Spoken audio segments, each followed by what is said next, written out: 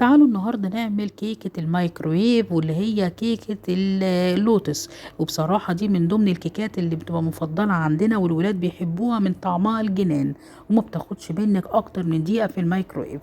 معايا بولة زي ما انتوا شايفين، هنزل ببضاية. ركزوا بقى معايا، الطريقة سهلة بسيطة. هتحطي بضاية تضربيها كويس جدا،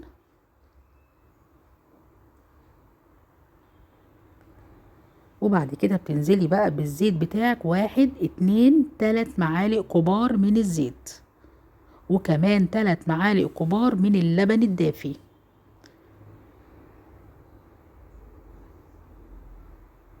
وكيس فانيليا، وتقلبي كل ده مع بعض. بعد كده بقى هتجيبي كريمة اللوتس، بس تكون بحرارة الغرفة، ما كانش ممكن تسخنيها حاجة بسيطة عشان بس تنزل بسهولة. بتحطي 2 معلقة كبار من كريمة اللوتس، وطبعا اللبن بتاعي عشان دافي هي قدرت بسهولة انها تتقلب في السائل بتاعي، وتقلبيها كويس جدا لغاية لما تدوب مع السوائل بتاعتي. اهم حاجة قلبي الحاجة كويس عشان بس كله يمتزج ببعض. وبعد كده بعد ما بقلبهم بقى كويس، هبتدي بقى انزل بالمرحلة اللي بعدها.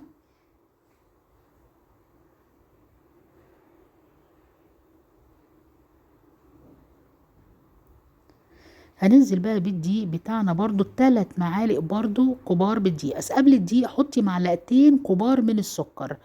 عايزة تحطي معلقة تانية براحتك، بس انا حطيت يا دوبك عشان اللوتس مسكرة شوية. وبعد كده حطيت 3 معالق كبار من الدقيق، ويا دوبك ربع معلقة من البيكنج باودر.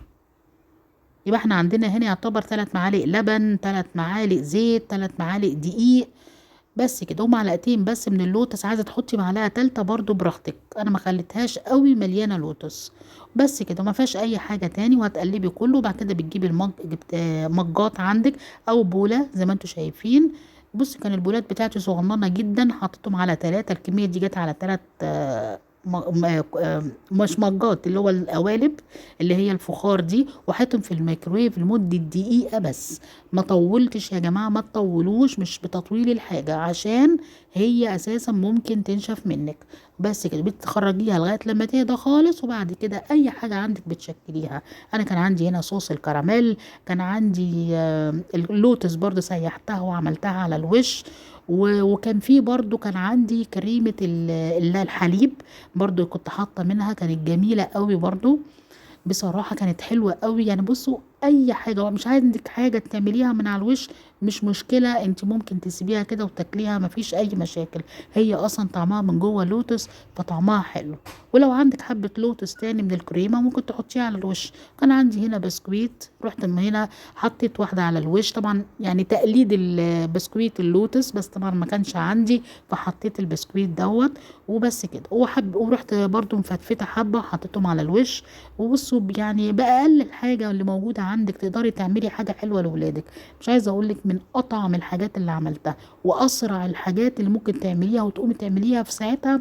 مش هتاخد منك مجهود ولا وقت، وفي نفس الوقت هتفرحي ولادك باللي انت بتعمليه. واي حاجة بتعمليها في بيتك بيبقى ليها طعم تاني.